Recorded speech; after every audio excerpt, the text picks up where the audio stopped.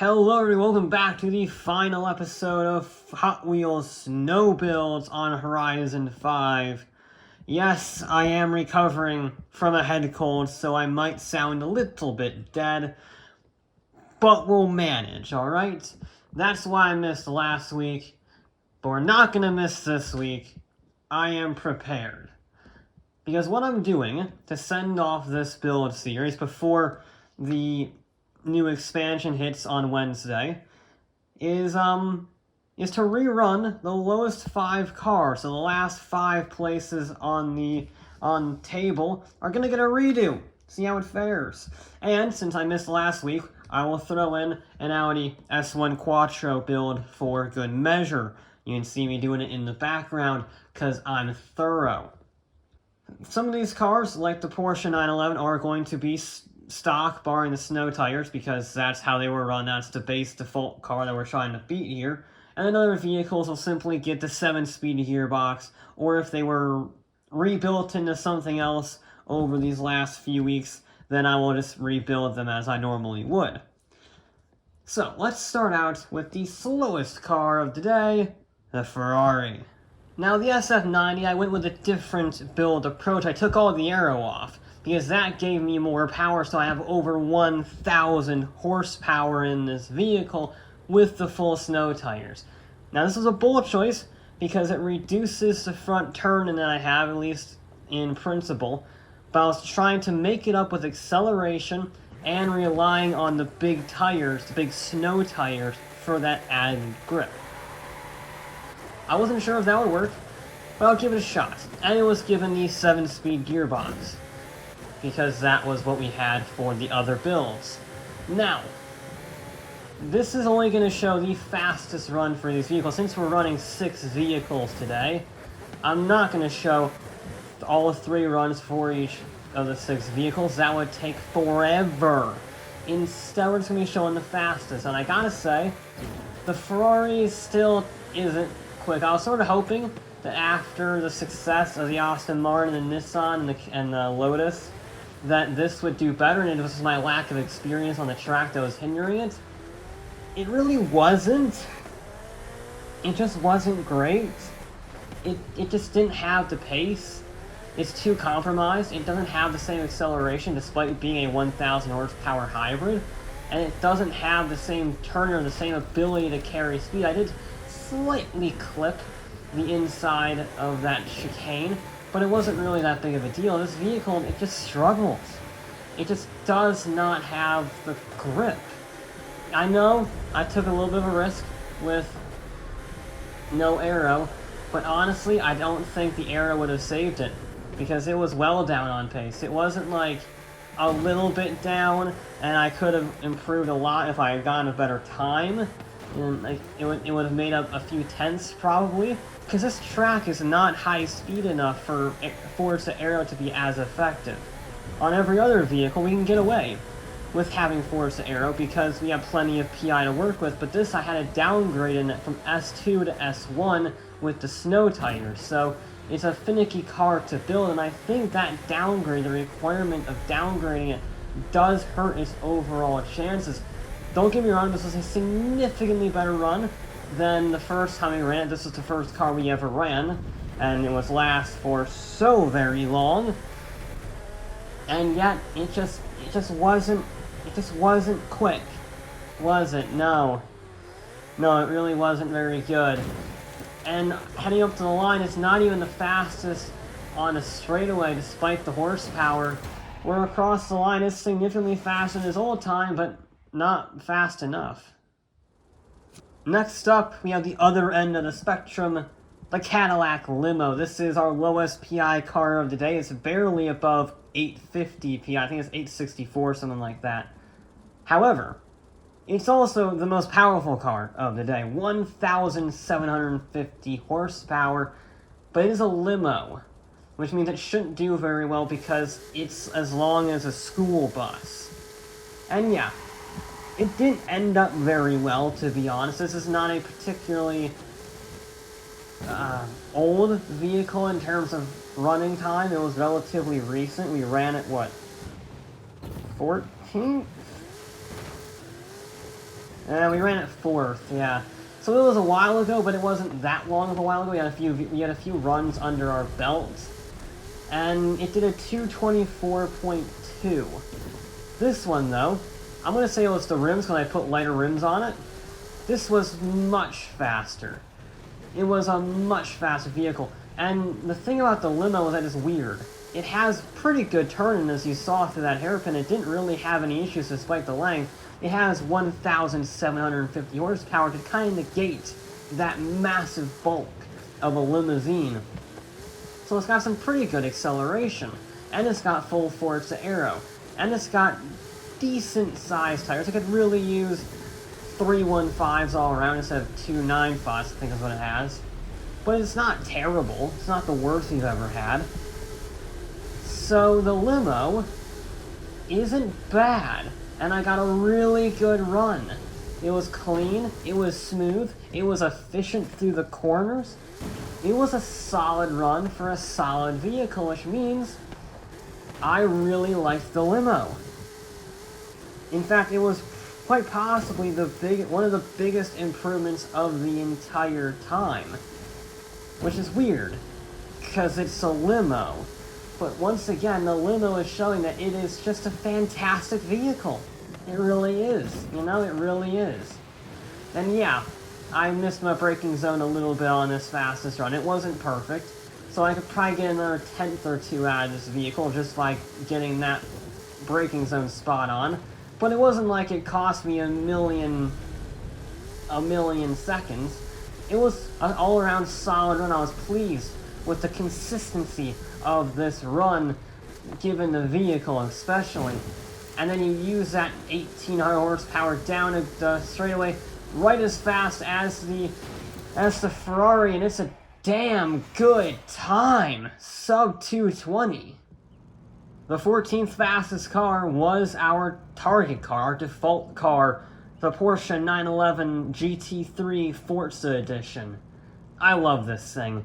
This is our target. It's 880 PI. It starts out as S1900, however the snow tires drop it down 20 PI points. And yeah, I ran this in the Rallycross builds way back, and it was brilliant, and it continues to be brilliant. It's one of my favorite cars in the entire game. It's just so consistent and so smooth. It's not very fast. Certainly in a straight line, it could really use another 200 horsepower. But what it lacks in straight line speed, it makes up for in repeatability. You have a lot of confidence in this vehicle, and you can extract a lot of speed out of this vehicle. And it's not that bad on the bumps either. You can see it was pretty good jumping across the track, and I'm confident under brakes on the ice, and I get to stop nice and easily for the hairpin. Good turn-in. A little bit of oversteer, but it is on the ice to be expected. And you can see it just doesn't have the acceleration. It's slower than the limo. And yeah, I know the limo has 1,800 horsepower, but it's a limo versus a Porsche. So yeah, acceleration is what's keeping this back. And this is similar to the Ferrari in the fact that I was hoping this would be slow purely because it was the first car we ever ran. Technically this precedes the Ferrari in that sense. And yeah, this is another solid run. Get very close to some walls, a lot closer than I was sort of hoping for. That was a little bit of a twitch of the thumbstick, but I just about grazed the mirror. No harm done. Nice and easy under brakes. Little bit of a bounce wide, heading up the hill, heading up to the gantry. Not perfect again. Little bounces here and there, just costing it, probably not helped by that rear engine layout, the front end wanting to lift up a little bit. But it is easily manageable. You can see just 110 up the hill, way down, 10, almost 20 miles an hour down on some of the fastest vehicles going up that hill. And you can see it wanting to wheelie, not perfect up here, it's just struggling to get up the hill. So it's only got one more hairpin to go. And it's a solid enough run. It's okay. I wouldn't say it was perfect. I wouldn't say it was solid. The vehicle definitely needs more horsepower. But as you can see, the time is not gonna be too bad. It's not quite a sub 220, but it's pretty close. We continue with the Porsche theme. This time we're mid-engine instead of rear-engine. The Porsche Cayman GTS with the massive wide body kit and the massive swan neck rear wing with the scaffolding. Yeah, it's the real deal. All-wheel drive, thick tires, very lightweight, and nearly 1,000 horsepower. And this time, unlike the original build, it's got a 7-speed.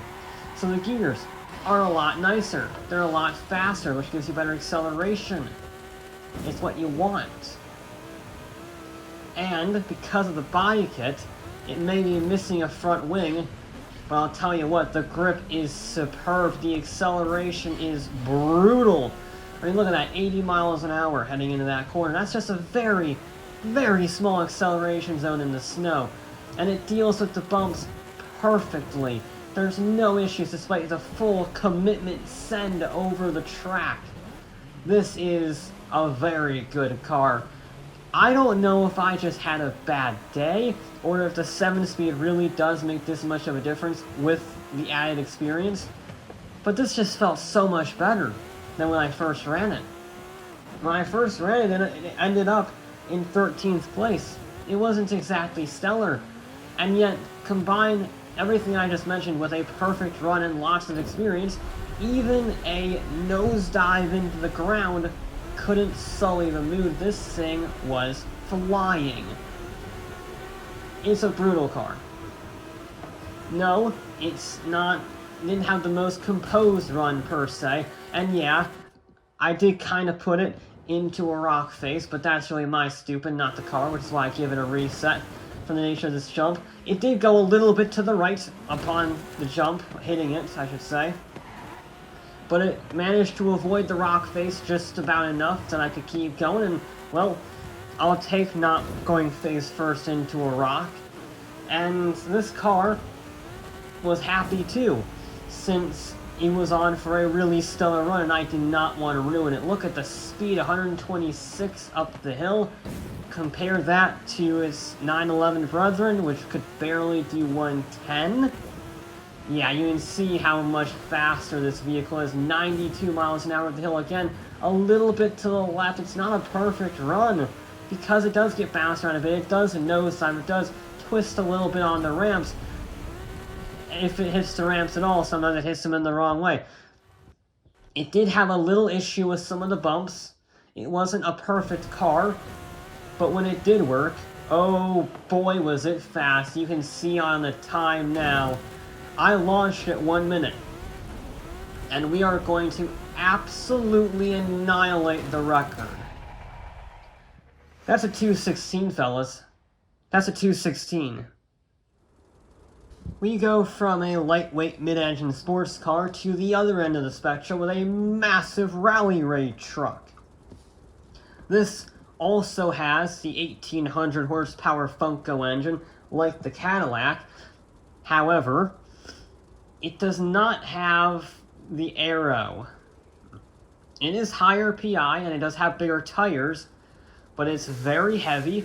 Not quite as heavy as the limo, although it does give it a run for its money. No, the problem with this is it's a bit of a maniac. It has no control and no aero. Look at it. It just wants to spin the wheels of it. It wants to go super wide. It's very fast accelerating, 118 miles an hour up the hill. But you can just see how much wheel spin we get, even with the all-wheel drive, the snow tires, and the massive snow tires at that. It just wants to slide. It's like the unicorn. It just wants to get over here. It has way too much horsepower for its chassis. Which is kind of weird, because it's one of the only race cars we've ever driven around here. And yet, it can't handle the horsepower, which is kind of funny. But I think it's just the nature of the design. I think it's too focused on endurance rallying, which, you know, it is a rally race truck, so it should be. But not focused enough on managing power, on turning in. You can see it just doesn't have the same corner speeds that other vehicles have had, especially the Cayman. And you can see I can't put the power down right out of that corner because it just wants to spin the wheels up. And I gotta be really careful through that chicane to make sure I can straight line it correctly I get very close to the rock face, nearly roll it on the landing by hitting the, by skimming, I should say, the railing, but I make it work. You can just see the twitchiness. It's not a happy camper, and it does cost me a little bit of time, not just in that section, but across the run in general. The consistency is simply not there, but it's fast, 128 miles an hour, although not much faster than the Cayman. The Cayman got its speed through being able to deploy its power and being all controllable. This is just lunatic power, sheer mad power. But it works. It can just about work. It's not stellar, but I'm not really expecting it to be stellar. I'm just kind of trying to see if it can improve, and if so, by how much. And the answer is yes, it can improve, but not by as much as to Porsche's or the Cadillac. Although a 221 ain't bad. And the final vehicle is a bit of a makeup vehicle. It's a new one. Not only is it a makeup for not making a video last week because I was sick, but also it's a transition piece. Since it's the rally expansion, I decided to build a rally car, one of the most famous of them all, the Audi Quattro S1 E2 in full Pikes Peak regalia. It's a beast. And it should be a proper bit of kit, this one. That was my thinking. It is a rally car with the snow tires, with the crazy powerful Quattro engine.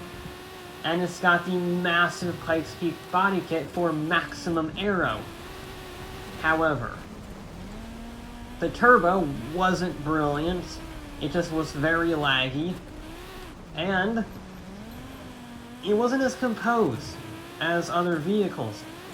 It was good on the bumps, I'll give credit where it's due. It was good on the bumps, and it was very fast accelerating. But I didn't have the same composure as I did with the Cayman, or the Aston Martin, or the Elise.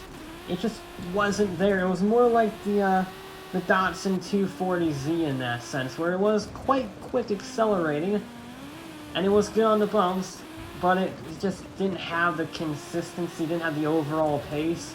It was a bit of a point-and-squirt car in some respects. You can see it does get twitched around a little bit, trying to get on the power, trying to keep it composed over these crests and ducks and dives, and trying to make everything, trying to deploy the power through the chicane. Very carefully does it, a little bit on the ice. Almost rolled it off of the ramp, but I was able to keep it composed, although it was not as fast up the hill, up the jump as I might have liked. And again, it's kind of struggling with the gearbox, trying to find a gear that worked with the massive amount of turbo lag that we had. It was kind of meh, to be honest. I love it. I love the noise. I love the look. I love the history. But it just didn't really have the pace. It was kind of disappointing, to be honest. I was hoping this would be a lot better, given its pedigree and given the significance of the Quattro and its performance on actual rally stages. But it just didn't have the pace. The hairpin wasn't stellar, but it wasn't the worst you've ever seen. The gearbox is okay, it's probably the weakest point of the whole car. But it wasn't like it was impossible to drive. It just was lacking.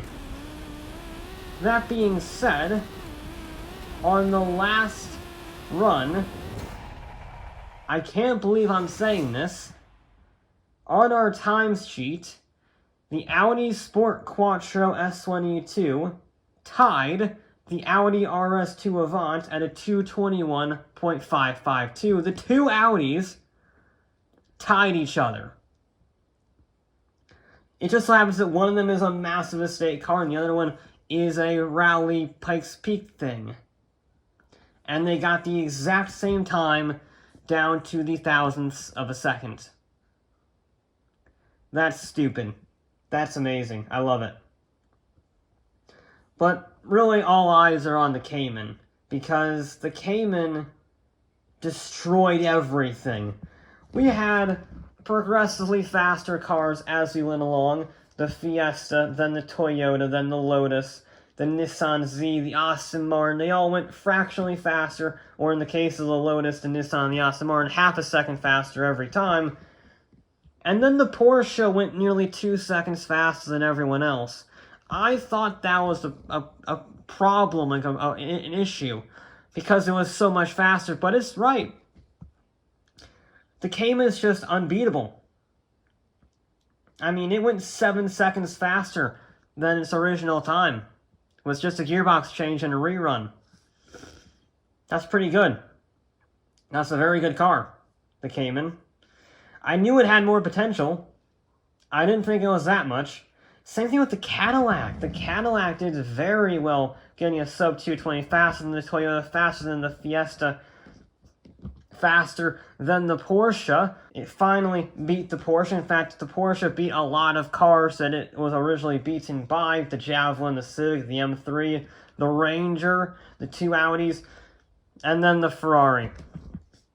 The poor Ferrari. It improved by 3 seconds. Very good. So it's not last. It beats the Oldsmobile Tornado, which is now in last, 222.2.